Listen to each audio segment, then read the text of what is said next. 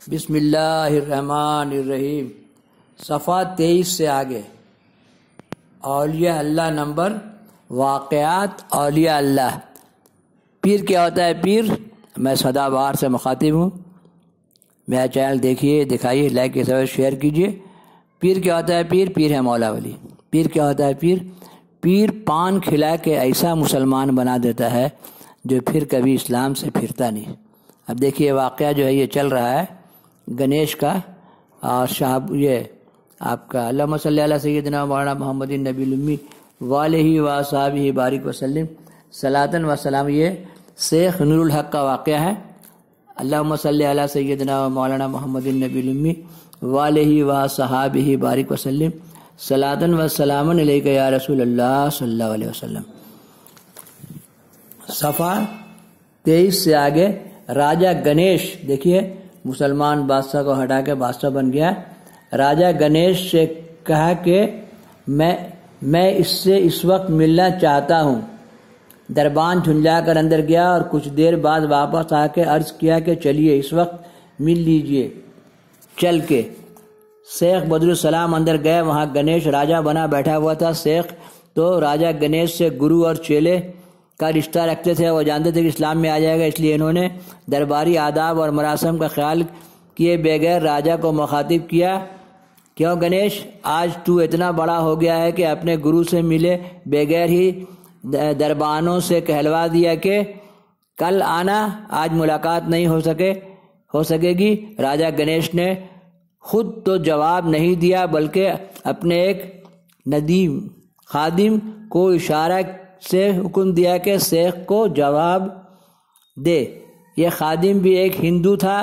اس نے کہا شیخ جی، یہ آپ اس وقت کسی کے روبرو کھڑے ہیں، کچھ غور کیا؟ شیخ نے جواب دیا، میں اس گنیش کے روبرو ہوں جو کل تک میرے سامنے چیلے کی طرح حاضریاں دیا کرتا تھا اور آج وہ راجہ بن گیا۔ گنیش کی پیشانی پر ناگواری کے آثار پیدا ہو گئے اور غصے کو ضبط نہیں کر سکا۔ راہ راست میں مخاطب ہوا اور بولا، شیخ کل اور آج میں بڑا فرق ہے، اب میں تمہارا بھی راجہ ہوں اور تمہارے درباری آداب کو پورا خیال رکھنا پڑے گا۔ گنیش نے سختی سے کہا، تو ایسا نہیں کر سکتے تو اس دربار میں اسی طرح آتے جاتے رہو گے جس طرح پہلے آتے جاتے تھے۔ اس وقت تو شیخ واپس آ گئے، لیکن وہاں سے آتے ہی سیدھے شیخ نور الحق کے پاس پہنچے اور ساری تفصیل ان کے گو سے گزار کر دی۔ پوچھا، حضرت اب آپ ہی بتائیں مجھے کیا کرنا چاہیے؟ شیخ نور الحق نے جواب دیا، دربار کی حاضری ختم کر دو۔ شیخ بدر السلام نے کہا، لیکن اس نہنجار نے حکمانہ کہا ہے کہ دربار میں میری حاضری بہت ضروری ہے، اس میں فرق نہیں آنا چاہیے۔ اللہم صلی علی سیدنا و مولانا محمد النبی الامی وآلہ وصحبہ بارک وسلم صلاۃ و سلام علیک۔ شیخ نور الحق نے فرمایا، تم جانا بند تو کرو، پھر دیکھتے ہیں کہ کیا کرتا ہے۔ شیخ نے دربار میں جانا بند کر دیا، لیکن اسی درمیان میں یہ خبریں آنے لگی کہ راجہ گنیش نے مسلمانوں پر ظلم کرنا شروع کر دیا ہے اور وہ جھوٹے الزامات لگا کر انہیں قتل کر رہا ہے۔ ان خبروں سے ان دنوں بہت بے چینی پھیل گئی اور مملول کر دیا۔ شیخ بدر السلام نے شیخ نور الحق سے پوچھا گیا کہ میں دربار جاؤں اور دیکھوں کہ مسلمانوں کے ساتھ ایسا کیوں ہو رہا ہے۔ شیخ نور الحق نے پوچھا، تم کئی دن سے دربار نہیں گئے، وہاں سے کوئی بلاوا آیا نہیں؟ پھر شیخ بدر السلام نے جواب دیا، ابھی تو کوئی بلاوا نہیں آیا۔ شیخ نور الحق نے کہا، جب وہاں سے کوئی بلاوا نہیں آیا تو تم خواہ مخواہ کیوں جاؤ؟ لیکن اس گفتگو کے دوسرے ہی دن دربار سے بلاوا آ گیا۔ اس بلاوے میں دھمکی تھی، ڈراوا تھا، سرزنش۔ راجہ نے آدمی سے کہا، شیخ جی مہاراج آج غیر حاضری سے بہت ناخوش ہیں، وہ کہتے ہیں کہ شیخ کو اس نافرمانی کی سزا دی جائے۔ شیخ نے کہا، جاؤ اپنے راجہ سے کہہ دینا کہ اتنی بے مروتی اور طوطا چشمی اچھی نہیں، میں کل دربار میں آ کے خود اس سے بات کروں گا۔ راجہ کا آدمی چلا گیا اور شیخ دوسرے دن دربار میں پہنچ گئے۔ یہ راجہ کے قریب جا کے کھڑے ہو گئے اور انتظار کرنے لگے کہ راجہ ان کو بتائے کہ دربار میں ان کی جگہ کہاں ہے۔ راجہ نے ناخوشگوار لہجے میں پوچھا، شیخ تو نے ہمیں سلام نہیں کیا؟ کہتے ہیں یہ پیر بابا لوگ حکومتیں تبدیل کرتے ہیں، یہ لوگ حکومت چلاتے ہیں، تو نے مجھے میرا جگہ نہیں بتایا؟ اللہم صلی علی سیدنا و مولانا محمد النبی الامی وعلیہ وصحبہ بارک وسلم صلاۃ و سلام علیک یا رسول اللہ۔ راجہ نے ناخوشگوار لہجے میں پوچھا، شیخ تم ہمیں سلام نہیں کیا؟ شیخ بھی راجہ سے بہت ناراض ہو رہے تھے۔ غصے میں جواب دیا، گنیش میں اہل علم ہوں اور مسلمان بھی ہمیں کافروں کو سلام کرنے سے روکا گیا ہے، اور خاص کر تجھ جیسے کافر کو جو ظالم بھی ہو اور شفاق بھی، میں کسی طرح سلام کر سکتا ہوں۔ راجہ